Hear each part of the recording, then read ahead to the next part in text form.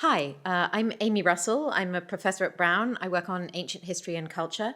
I'm interested in the concept of the people. And by the people, I don't mean people like you and me. I mean the people, like the people in whose name the Constitution of the United States is written, the people who have the right to self-determination, the people who hold popular sovereignty.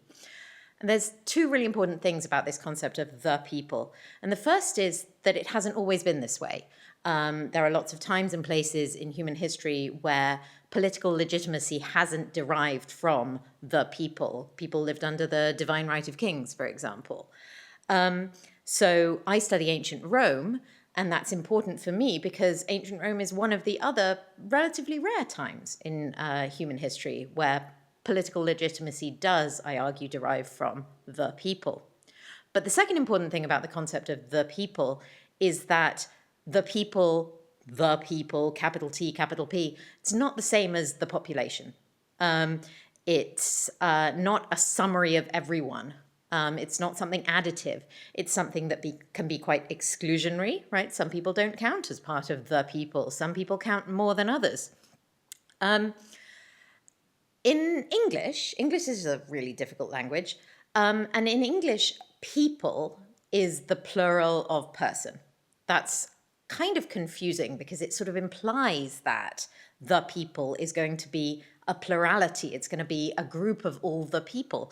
But that's not the same in most other languages. So in German, Volk, and in Latin, populus, that's the word I mostly work with, those are not the plural of a word meaning person. And so the Latin word is important for me because that's what I study, and I think it's worthy of study in its own right. But it's also important for everyone because, you know, Rome, the Roman Republic, is the example that's used by so many modern thinkers and politicians when they're trying to think about these political concepts in their own time. And I mentioned German as my other key example because one of the things I'm doing is looking at how that Latin concept comes down to us, and a lot of that is through German thought. So I'm talking about people like Weber or Carl Friedrich von Savigny, who use it as the starting point for their definition of the modern nation state, but also people like the odious Carl Schmitt. I mean, he was a Nazi, and he says the quiet part out loud, which is that to constitute a people is an act of violence. It's an act that excludes everyone who isn't included. And he thinks that's a good thing. But people who work on these concepts still read his work because it's true, even in our own societies, that the constitution of the people is an act of violence. So what I'm looking for is ways to try and get around that, right? Ways to try and build a better world, a better way of doing this. One of the ways I want to do that is to try to go back to the source.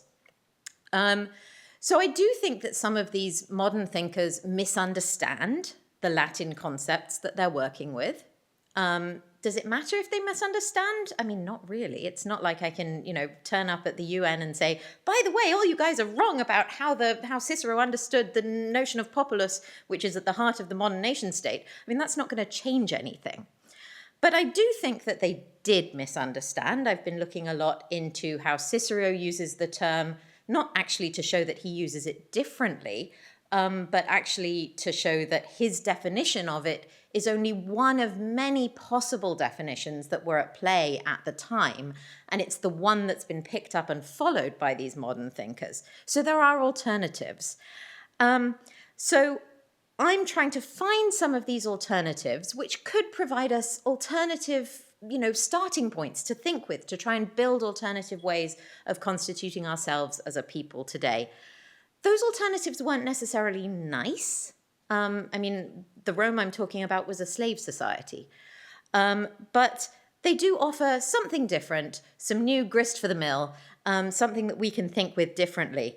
So what I'm trying to look at is how ordinary Romans might have experienced being part of the populus, part of their version of the people, in a way that, is not contaminated with all the baggage of the modern nation state, and to see if that offers a different way forward.